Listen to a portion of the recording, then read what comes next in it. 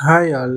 இன்னைக்கு நம்ம எதை பற்றி பார்க்க போகிறோம்னா, நம்ம லா ஸ்டூடெண்ட்ஸ் வந்துட்டு எதில் படிக்கலாம், எப்படி படிக்கலாம் அப்படின்ட்டு நிறைய கொஸ்டின்ஸோடு இருக்காங்க. அவங்க எதில் படிக்கணும்னே தெரியாமல் தான் படிச்சுக்கிட்டு இருக்காங்க, இன்க்ளூடிங் மை செல்ஃப். நானும் பார்த்திங்கன்னா ஸ்டார்டிங்கில் வந்துட்டு என்ன மெட்டீரியல்ஸ் கலெக்ட் பண்ணி படிக்கலாம், அதை வந்துட்டு என்ன மெத்தடில் படிக்கலாம்னு கொஞ்சம் ஐடியா இல்லாமல் தான் இருந்தேன். அதுக்கப்புறமா தான் எனக்கு கொஞ்சம் ஐடியா கிடச்சிது. அதை பற்றி நான் எனக்கு தெரிஞ்சதை கொஞ்சம் ஷேர் பண்ணிக்கலாம்னு ஆசைப்பட்றேன். ஸோ நம்ம ஸ்டூடெண்ட்ஸ் படிக்கிறத மோட்டிவே பார்த்திங்கன்னா 2 டைப்பாக ஸ்ப்ளிட் பண்ணலாம். ஃபஸ்ட்டு டைப் எப்படின்னு பார்த்திங்கன்னா, ஜஸ்ட் வந்துட்டு எக்ஸாம்ஸ் பாஸ் ஆகணும், எக்ஸாம் பாயிண்ட் ஆஃப் வியூவில் நமக்கு எதில் சோர்ஸ் கிடைக்குதோ அதெல்லாம் கலெக்ட் பண்ணி படிப்போம். இது வந்துட்டு ஒரு ஸ்டூடெண்ட் கேட்டகரின்னு சொல்லலாம். Almost majority of the students இப்படி தான் இருப்பாங்க. இன்னொரு கேட்டகரி என்னென்னு பார்த்தீங்கன்னா, நம்ம நாட் ஓன்லி கவரிங் எக்ஸாம்ஸ் மட்டும் கவர் பண்ணக்கூடாது, நல்ல ஸ்கோர் வேணும், எக்ஸாம் பாயிண்ட் ஆஃப் வியூவிலையும் இருக்கணும், அதே சமயம் என்ன கொஸ்டின்ஸ் கேட்டாலும் அதுக்கு ஆன்சர் பண்ணுற மாதிரி நல்ல கண்டென்ட் ப்ரிப்பேர் பண்ணணும் அப்படின்னு நினைக்கிறவங்க இருக்காங்க. இது வந்து செகண்ட் கேட்டகரி. அவங்களாம் பார்த்திங்கன்னா நல்ல ஸ்கோர் அச்சீவ் பண்ணிட்டு அதுக்கு மேலே ஹையர் ஸ்டடீஸ் அந்த மாதிரி நிறைய ஐடியாஸ் வச்சுருப்பாங்க, அந்த மாதிரி சொல்லியிருக்காங்க. ஸோ இதில் வந்துட்டு ஃபஸ்ட்டு கேட்டகரி, அதாவது ஜஸ்ட் பாஸ் மட்டும் ஆகணும், எக்ஸாம் பாயிண்ட் ஆஃப் வியூ மட்டும் எனக்கு போதும் அப்படின்னு சொல்கிறவங்கெல்லாம் மோஸ்ட்லி பார்த்திங்கன்னா புக்கை வந்துட்டு எடுக்கவே மாட்டாங்க. உங்களுக்கு புக்கு என்ன இருக்குன்னு தெரியாது, தெரிஞ்சாலும் இதுக்கு செலவு பண்ணணுமான்னு யோசிச்சுட்டு சில பேர் வாங்குறது இல்லை. என்ன பண்ணுவோம் அப்படின்னா, ஜஸ்ட்டு ஆன்லைன் மெட்டீரியல்ஸு, பிடிஎஃப்பு, இல்லை கைடு காப்பி இந்த மாதிரி எடுப்போம். ஸோ கைடு காப்பிங்கிறது செகண்டரியாக வச்சுக்கலாம். இப்போ ஃபார் எக்ஸாம்பிள் ஒரு கைடே நம்ம வாங்குகிறோம், ஏதோ ஒரு கைடு அது கடையில் போய் வாங்கினோம்னா அது செகண்டரியாக தான் ஆக்சுவலாக வச்சுக்கணும். ஃபஸ்ட்டு சஜஷன் வந்து டெக்ஸ்ட் புக்கு தான் பெஸ்ட்டு. நீங்கள் எக்ஸாம் பாயிண்ட் ஆஃப் வியூவில் படித்தாலும் சரி, இல்லை நல்ல மார்க்ஸ் ஸ்கோர் பண்ணணும் அப்படின்னு சொல்லி படித்தாலும் சரி, டெக்ஸ்ட் புக்கு தான் பெஸ்ட்டு.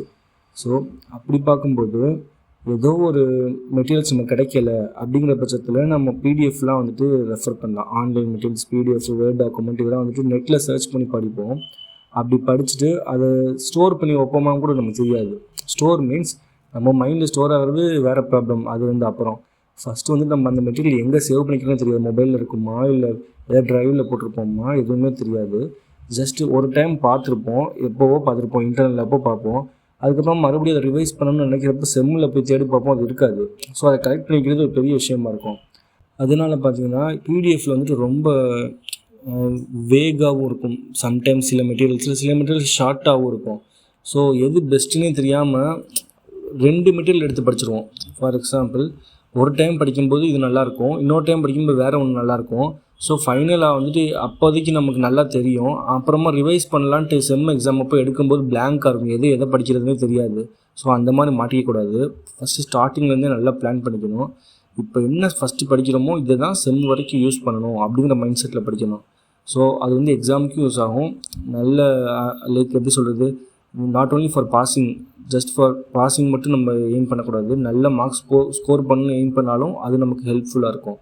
ஸோ பெட்டர் ஃபஸ்ட்டு வந்து டெக்ஸ்ட் புக் எடுத்து ப்ரிப்பேர் பண்ணால் தான் ஒரு நல்ல ஸ்கோப் கிடைக்கும்.